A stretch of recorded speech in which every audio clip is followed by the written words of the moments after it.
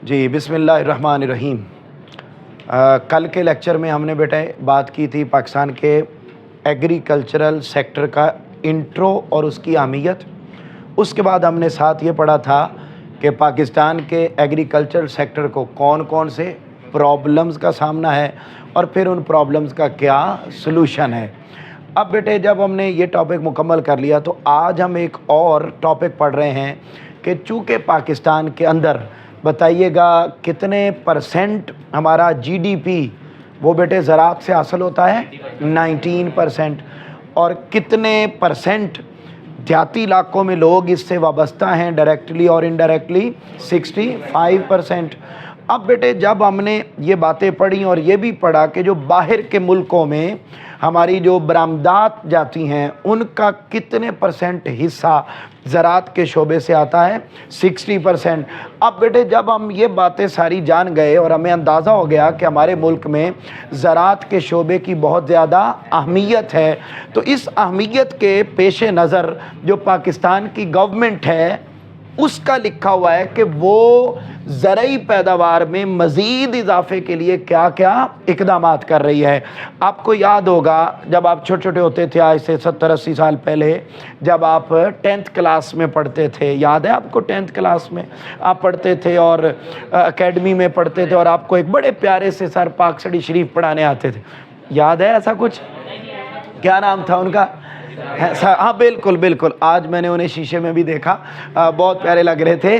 तो काका पार्टी उन्होंने आपको एक टॉपिक पढ़ाया था ज़राअत का, ज़राअत की अहमियत और ज़राअत के मसाइल और उनका हल, और उसमें उन्होंने आपको ये बात बताई थी कि भाई बाहर के ममालिक में जो ज़रई पैदावार है वो बहुत ज़्यादा है, जबकि पाकिस्तान में ज़रई पैदावार बहुत ऊंचा बोलिए बहुत कम। और उसका एक कंपैरिजन मैंने करके इंडिया के साथ दिखाया था।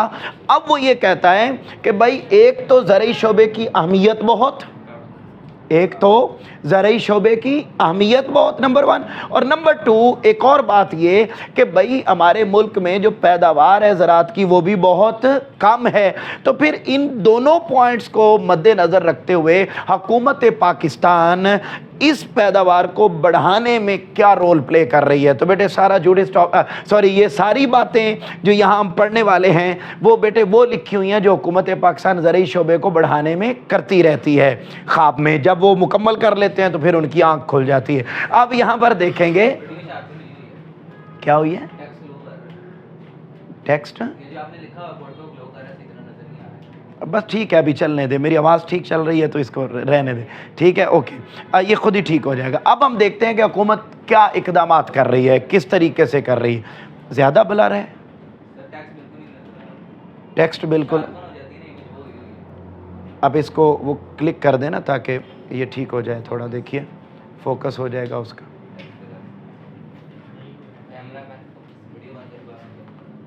नहीं दोबारा ना करें, अभी चलने दें, अभी इसको चलने दें। अब मैं जो नीचे लिखूंगा फिर वो मुझे बता दीजिएगा, अब ये भी मुझे कट करना पड़ेगा सारा। अच्छा ये एक लंबा चौड़ा काम अलग होता है, सुने, बल्कि अगर ये बातें हो ही गई हैं कट करना ही है तो मैं एक दफ़ा खुद ना देख लूँ। अच्छा इब्तिदा आपको समझ आ गई बेटे? बोलिए ये हम ज़राअत की अहमियत के पेश नज़र हमने इसको देखना है कि क्या है।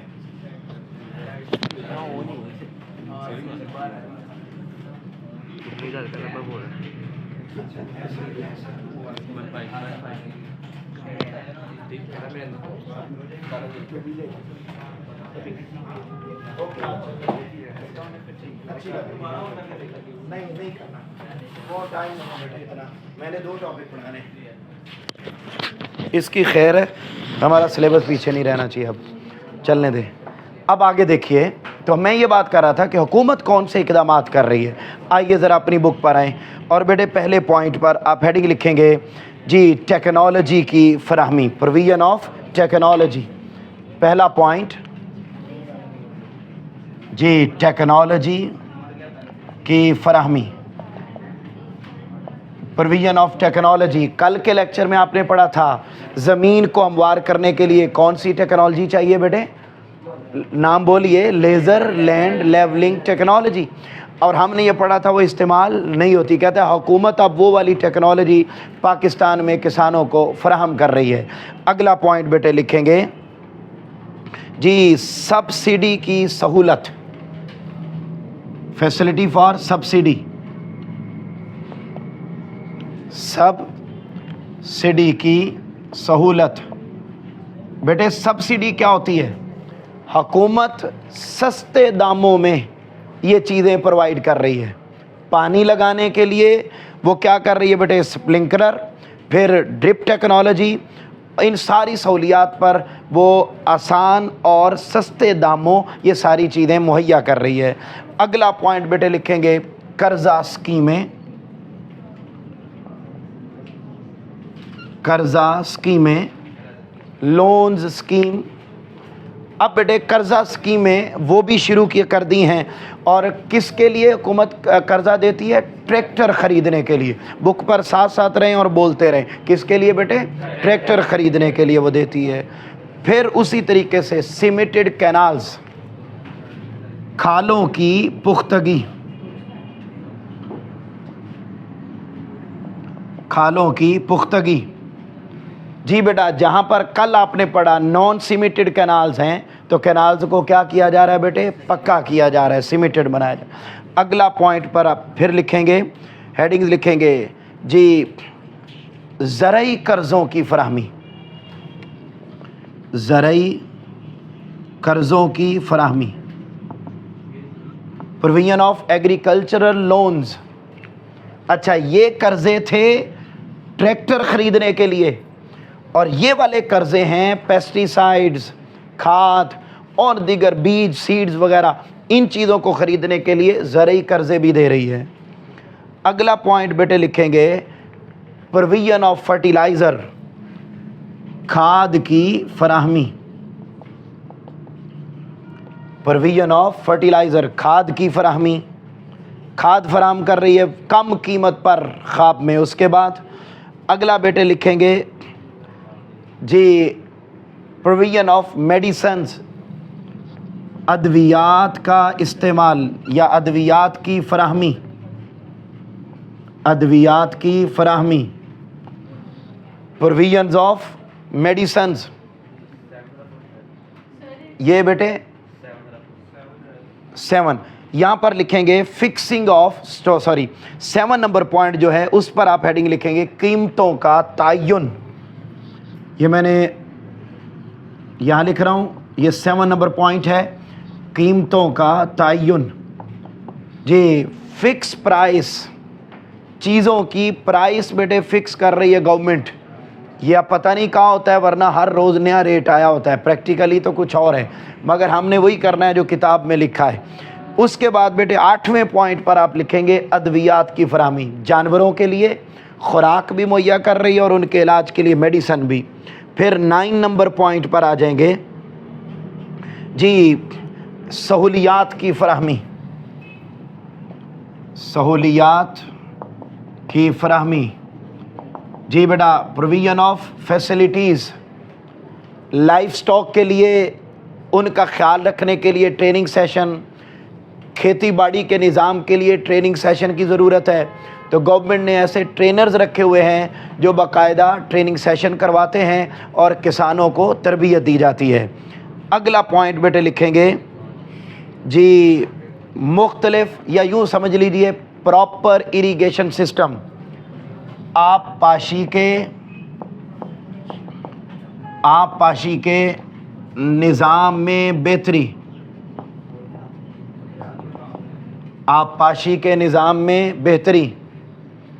جی بیٹا پراپر اریگیشن سسٹم. اب اس میں کیا کہتا ہے چونکہ پانی کم ہے, پانی محفوظ نہیں ہے, کل آپ نے پڑھا حکومت کیا کر رہی ہے, نئے نئے ڈیم بنا رہی ہے. جب ڈیم مکمل ہوتا ہے ان کی آنکھ کھل جاتی ہے. کون کون سے ڈیم ہیں؟ دیامر بھاشا ڈیم انڈر لائن کریں, اور محمد ڈیم کی تعمیر پر خصوصی توجہ دے رہی ہے پچھلے 35 سال سے. اس کے بعد بیٹے پوائنٹ نمبر 11 یہاں پر آپ ہیڈنگ لکھیں گے جی تالابوں کی تعمیر, یا یوں آسان لکھ لیں پانی کو محفوظ کرنا, پانی کو محفوظ کرنا, یا تالابوں کی تعمیر. स्टोरेज ऑफ वाटर, पानी को सेव करने के लिए स्पेशली पहाड़ी इलाकों में, आपको पता है बारिशें ज़्यादा किन इलाकों में होती हैं बेटे? पहाड़ी इलाकों। तो पहाड़ी इलाकों में पानी ज़्यादा आता है, तो फिर उसको सेव करने के लिए हुकूमत तालाब बना रही है, मुख्तलिफ पानी सेव करके बाद में उसको इस्तेमाल किया जाता है।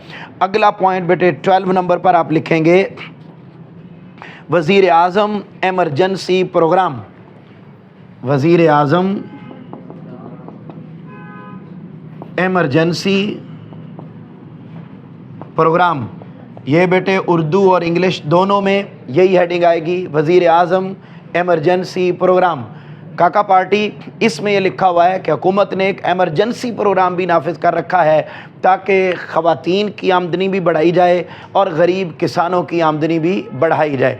इसके अलावा दीगर इक़दामात हुकूमत पाकिस्तान करती रहती है ताकि हालात बेहतर हों और ज़रई पैदावार में इजाफ़ा हो जाए। ये बेटे हमारा आज का लॉन्ग क्वेश्चन था जो मुकम्मल हुआ। अगला लॉन्ग क्वेश्चन हम इंशाल्लाह कल पढ़ेंगे। चलें।